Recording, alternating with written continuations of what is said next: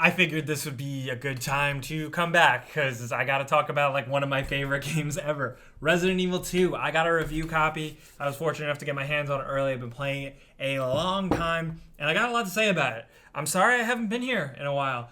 I really missed posting here. Life has kind of gotten in the way a bit, to be honest. Like, I moved out. The work at Game Ranks has been ramping up. I've been trying to focus on my podcast with Andrew Gebbia because video games, thanks to you guys that do listen. But this is still, like I said, my home. And I want to talk about Resident Evil. You guys have probably heard the spiel a million times by now. Resident Evil 2 is pretty much up there in my top 5 favorite games. It's like right up there and close to number 1 with Metal Gear Solid.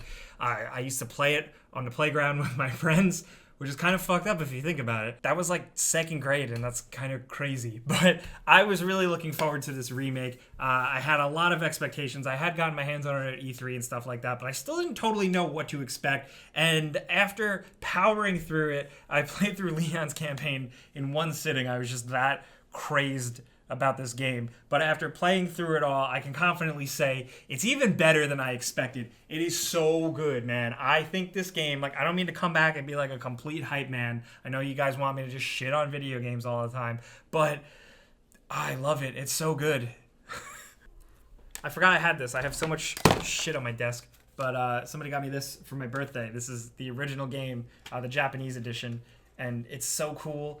And it comes with like all these old corny stickers, and I'm sorry, I digress. Of course, this is all personal taste, but for me personally, as a fan, it satisfied me in so many ways. As a modern Resident Evil fan, as a nostalgic, crazed Resident Evil fan who read all the books and collected all the toys and all that shit, it's really a perfect storm in a lot of ways. Interestingly enough, because it actually takes a lot of what was really good about Resident Evil 7 and totally freaking runs with it. Like, I thought Resident Evil 7 was pretty cool. It was a satisfying game to play, even if it didn't feel like a Resident Evil game in some ways, but it took the elements that did make it feel like a Resident Evil game, the stuff that they've improved upon, the stuff that they updated, like, cleaner, more simplified, but still challenging puzzles. The way the inventory system does work a lot like the original Resident Evil, but it's a little bit more cleaned up and streamlined. The way the balanced difficulty kind of works, the way the game really doles out the stuff in a good survival horror sense. And of course, the Resident Evil 7 engine. Resident Evil 2 takes all of that stuff and puts it in a third-person game that just automatically, to me, feels so much better. Maybe it's because it's in third person, but just because it just feels like a perfect survival horror game. It does feel actually like Resident Evil 1, Resident Evil 2, completely the way those games played, but completely modernized. And that's what made me so happy. Interestingly enough, too, the game, they had said that, it's not going to be a complete one-to-one remake. We want to surprise fans here and there. And they did. The game definitely kept me on my toes, but I was actually surprised how much it did actually follow the original game beat for beat in a lot of ways. And I was happy to see that because it just took stuff that was awesome for the time, but also really, really corny, and essentially did exactly what I would want from a remake like this. It blew it out in a way that it was basically like how I imagined it in my head. With older games when the graphics are crappy and stuff, sometimes you have to fill in the blanks a little bit with your imagination in terms of what the game is depicting. Resident Evil 2, now in 2019, is completely filled in. There is no disconnect between pre-rendered cutscene and then blocky characters or fixed camera angles. Now you can completely absorb yourself in the environment, still experience the same characters, the same story, but just improved in a lot of ways. I mean, Leon and Claire now interact like more than once. They even have a little bit of chemistry. As characters themselves, they're just a little bit less corny. Ada Wong gets a bit more time to shine and doesn't seem completely one-dimensional. Other side characters like the Birkins, like Sherry in particular, Marvin the cop, Chief Irons, get a little bit more time to shine. They get more than just like one moment, and it just adds a little bit more value to the experience of the story that, if I'm being completely honest, if you're a fan out there who just has never played Resident Evil 2, or maybe you're just a complete newcomer, this is a fairly self-contained story that you can still get some enjoyment out of, and I think that's pretty good. The game doesn't even really take a lot of time to like set up Umbrella or explain anything to you about that, or really focus on the events of the Spencer Mansion at all. That's there for you to find and there for you to figure out, but really this is a standalone game, which is something that Hideki Kamiya did intend in the first place when he created the game back in the 90s. And it does it really well here, but what I do appreciate is that the game does kind of do a lot of callbacks and a lot of wink and nods to the original. You know, in some ways it's like completely the same, where you encounter an enemy or a sequence or a boss battle goes down exactly the same, but then there are certain things that they didn't include, or they did in a completely different and subtle way. And some of these are things that you'll catch if you're a fan of the series, and some of these things you'll only catch if you've played the game a million times over and over again. There's gonna be little things here and there, little tiny subtle things, little hints here and there that you might catch that might make you smile, because I was freaking out for a lot of it. Some puzzle stuff feels very familiar to the original game, and some of it manages to keep it completely fresh. It's also fairly challenging, especially getting stuck on puzzles and stuff. As someone who's like technically reviewing the game, I got it for Game Ranks videos, there were parts where I got really stuck and I couldn't look up a guide. I had to figure it out myself, and you know what? That sense of achievement feels really good. Not only that, the game itself is just challenging, and it's challenging in a survival horror sense, in the classic way, where resources are really low. There are more enemies than there are bullets. You have to board up windows here and there because zombies can get through. There are more windows out there in the environment than there are actual boards. You only have so many health items. If you're playing on the harder difficulty, you still have to save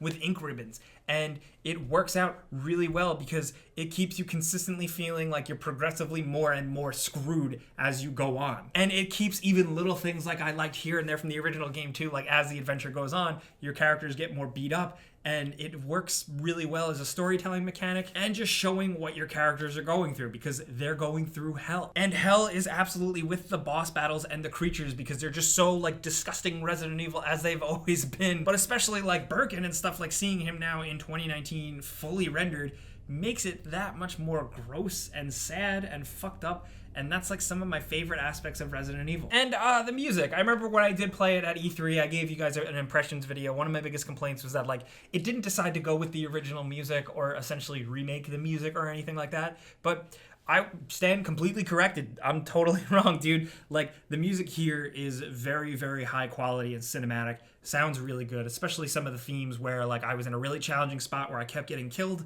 I had to keep replaying over and over again, and I had to keep hearing that music. And it actually made me really appreciate the music. Not only that, there are parts where the game actually is smart enough to echo and include a little tiny flickers of the original score in it. And I love stuff like that so much. I do still think that it is kind of lame that, like, if you want to get the original soundtrack, like, you can play with the original score, you have to, like, pre-order the deluxe edition of the game or some shit. It's extra, and I don't like that. I think that's very much a bummer. But what is nice, moving on, you do get access to the original skins, which is something I really appreciate. I'm already playing through with Leon wearing his classic costume. It's just funny to see the difference of like 90s and how corny it was and how well they've done now, especially with Leon's costume and Claire's costume. Like, just really good callbacks, really good ways of emulating the original, but in a new and fresh way. And that's honestly what I can say about the entire game. Not only is it incredibly tense and stressful and can be challenging at times, like I said, once, you know, until you get in the groove and then you're just weaving through zombies and stuff like that, but it's also terrifying, absolutely scary. Most of the game is completely shrouded in darkness. Walking down, there is nothing better than in this game when you're slowly walking down a hallway with a flashlight. The graphics are kick-ass. You hear the sound of your own footsteps and you're listening for anything else you can hear. And then suddenly something scares the shit out of you. Or it doesn't. You don't hear anything and you let your mind wander, and that's scary. And hours later, like on my second playthrough, my third playthrough, random enemies still manage to scare me. They still manage to include and shake things up and put an enemy where you wouldn't expect, right around a blind corner. And suddenly a zombie that you've killed a million times before, still manages to scare the shit out of you. And good job on the zombies here, because they are terrifying. You know, it's like any Resident Evil game where after a while you figure out how to kind of, manipulate them, navigate around them, but they still look scary and they're always threatening and they can always fuck you up, especially other stuff that they've kind of tweaked, like the lickers don't work the same way they used to. They rely on sound, but they're really, really devastating. Mr. X, I mean, that's what we used to call him, works differently in the environment. Now he's kind of like this roaming pursuit thing, which sometimes screws up the pacing of some areas, it seems like, when you're just trying to, like, you know, do a calm, quiet puzzle. But